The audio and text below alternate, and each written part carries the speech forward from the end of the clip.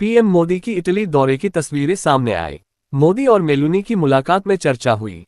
Social media पर लोगों ने इसे हाई प्रोफाइल डिप्लोमेटिक विजिट की तरह देखा। कई लोगों ने कहा कि यह बस एक औपचारिक मुलाकात है, कुछ फोटो, कुछ बयान और फिर दौरा खत्म। लेकिन इसी चमकदमक के पीछे एक ऐसी कहानी लिखी जा रही थी जिसकी भनक शायद बहुत कम लोगों को ही थी। क्योंकि जिस वक्त लोगों की नज़रें मोदी मेलोनी की तस्वीरों पर थी, उसी वक्त डिफेंस से लेकर energy, trade, critical minerals, AI और एजुकेशन जैसे कई बड़े सेक्टर्स में भारत के लिए अहम बातचीत आगे बढ़ रही थी। यानी बाहर से ये दौरा जितना सामान्य दिख रहा था, अंदर से उतना ही बड़ा रणनीतिक खेल चल रहा था। अब सवाल यह है कि क्या ये सिर्फ एक विदेशी यात्रा थी या फिर मोदी और मेलोनी की इस मुलाकात से भारत के लिए एक ऐसा मास्टर स्ट्रोक छिपा था जिसका फायदा आने वाले समय में उद्योग, यूथ, रोजगार और देश की अर्थव्यवस्था तक पहुंच सकता है। आइए समझते हैं इटली टूर की वह कहानी जो तस्वीरों से कहीं ज्यादा बड़ी थी। क्या हुआ इटली दौरे में?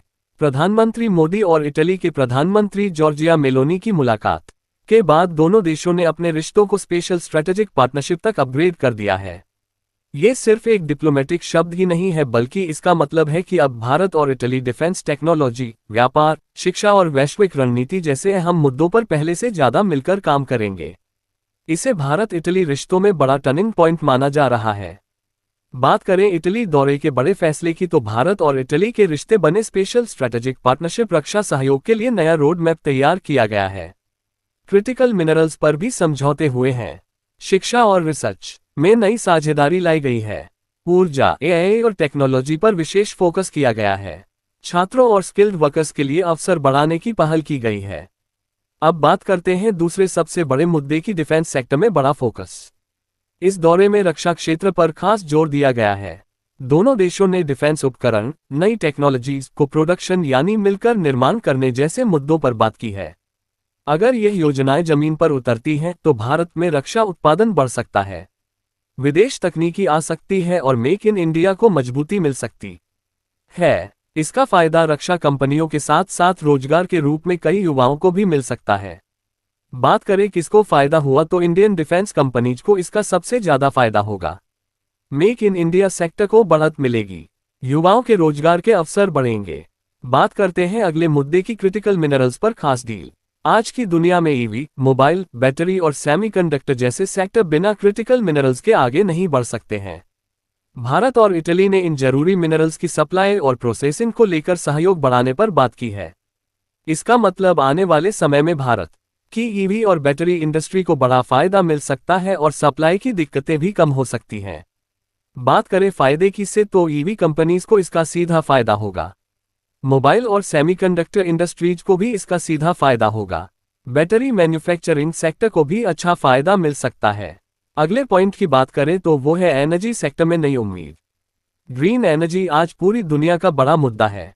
इसी को देखते हुए renewable energy, green hydrogen, clean technology पर दोनों देशों ने सहयोग बढ़ाने की बात की है। अगर ये योजनाएं आगे बढ़ती हैं तो भारत को ऊर्जा सुरक्षा मजबूत करने में मदद मिल सकती है और ग्रीन एनर्जी कंपनी के लिए नए मौके बना सकती हैं। बात करें फायदों की, तो इसका सीधा फायदा ग्रीन एनर्जी कंपनीज, बिजली सेक्टर्स और भविष्य में इससे सुरक्षा मजबूत होगी। अब अगले पॉइंट की बात करें तो वो है छात्रों और रिसर्च के लिए नए रास्ते। इटली दौरे में शिक्षा और रिसर्च को अहम जगह मिली है। यूनिवर्सिटी सहयोग, रिसर्च प्रोग्राम और टैलेंट एक्सचेंज जैसे मुद्दों पर भी बात हुई है। इससे भारतीय स्टूडेंट्स और रिसर्चर्स के लिए विदेश में पढ़ाई और रिसर्च के लिए नए अवसर खुल सकते हैं। बात करें इसके फायदों की, तो इसका फायदा डायरेक्ट इंडियन स्टूडेंट, रिसर्चर और साइंटिस्ट को मिलेगा। साथ ही साथ हायर एजुकेशन सेक्टर्स को भी इसका फायदा मिल सकता है। अगले पॉइंट की बात करें तो वह है नौकरी चाहने वाले युवाओं को बड़ी राहत। स्किल मोबिलिटी पर दोनों देशों ने जोर दिया है। इसका मतलब यह है कि भारत के स्किल्ड प्रोफेशनल जैसे इंजीनियर, नर्स, टेक एक्सपर्ट और दूसरे ट्रेनर्स लोग विदेश में बेहतर मौका पा सकते हैं। यानी कि इससे युवाओं के लिए रोजगार के नए रास्ते खुलने की काफी उम्मीद है। बात करें इसके फायदों की, तो नर्स, इंजीनियर, टेक प्रोफेशनल, विदेशी नौकरियां चाहने वाले युवा और स्किल्ड वर्कफोर्स वाले लोगों को इसका फायदा मिल सकता है। अगले बड़े मुद्दे की बात करें तो वह है व्यापार और निवेश बढ़ाने की कोशिश। दोनों देशों ने व्यापार और निवेश को लेकर भी बड़ा फोकस दिखाया है। अगर इटली की कंपनी भारत में निवेश बढ़ाती है या भारतीय कंपनी को यूरोप में मौके मिलते हैं तो इसका फायदा बिजनेस सेक्टर में एमएसएमई और एक्सपोर्ट कंपनियों को मिल सकता है। इसके फायदे किसे होंगे? तो वो है एमएसएमई, एक्सपोर्ट कंपनियां और मैन्युफैक्चरिंग सेक्टर्स। इनको इसका सीधा फायदा मिल सकता है। अगले पॉइंट की बात करें तो वो है एआई टेक्नोलॉजी पर साझेदारी। आर्टिफिशियल इंटेलिजेंस, एडवांस मैन्युफैक्चरिंग और नई टेक्नोलॉजी के क्षेत्र में भी सहयोग बढ़ाने की बात हुई है। इससे भारतीय टेक कंपनियों को स्टार्टअप और डिजिटल सेक्टर को भविष्य में नए मौके मिलने की बहुत बड़ी उम्मीद है। बात करें इसके फायदों की तो इंडियन टेक स्टार्टअप्स, एआई कंपनियां और डिजिटल सेक्टर्स को इसका बड़ा फायदा मिल सकता है। अगले मुद्दे की बात करें तो वह है सप्लाई चेन को मजबूत करने की तैयारी। कोरोना और वैश्विक संकट के बाद दुनिया ने समझ लिया है कि सप्लाई चेन मजबूत होना कितना जरूरी है। इसी वजह से दोनों देशों ने जरूरी सामान और इंडस्ट्रियल सप्लाई को सुरक्षित और मजबूत बनाने पर भी चर्चा की है। इसका फायदा मैन्युफैक्चरिंग और इंडस्ट्रियल सेक्टर को भी मिल सकता है। उसके अलावा एक्सपोर्ट सेक्टर और इंडस्ट्रियल प्रोडक्ट्स को भी इसका फायदा मिल सकता है। अगले पॉइंट की बात करें तो ग्लोबल रणनीति के साथ आगे आने की कोशिश। इंडो पैसिफिक, वैश्विक सुरक्षा और अंतर्राष्ट्रीय मुद्दों पर भी दोनों देशों ने रणनीतिक तालमेल बढ़ाने की बात करी है। इसका मतलब है कि भारत की विदेश नीति और वैश्विक भूमिका को भी और मजबूती मिल सकती है। बात करें इसके फायदों की तो भारत की विदेश नीति मजबूत होगी। अंतर्राष्ट्रीय मंच पर भारत की भूमिका बढ़ेगी। व्यापार और सुरक्षा दोनों को ही प्रॉफिट होगा। अब सबसे बड़ा सवाल आखिर जनता के लिए इसका क्या मतलब है? विदेशी दौरों की खबरें अक्सर सिर्फ नेताओं की मुलाकात तक सीमित लगती हैं, लेकिन असल असर बाद में दिखता है। अगर रक्षा उत्पादन बढ़ता है तो रोजगार बनते हैं।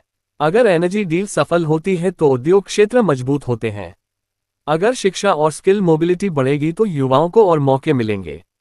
यानी ये दौरा सिर्फ कूटनीति नहीं बल्कि आने वाले समय में उद्योग, रोजगार, टेक्नोलॉजी और भारत की आर्थिक ताकत बढ़ाने की दिशा में एक बड़ा कदम माना जा सकता है।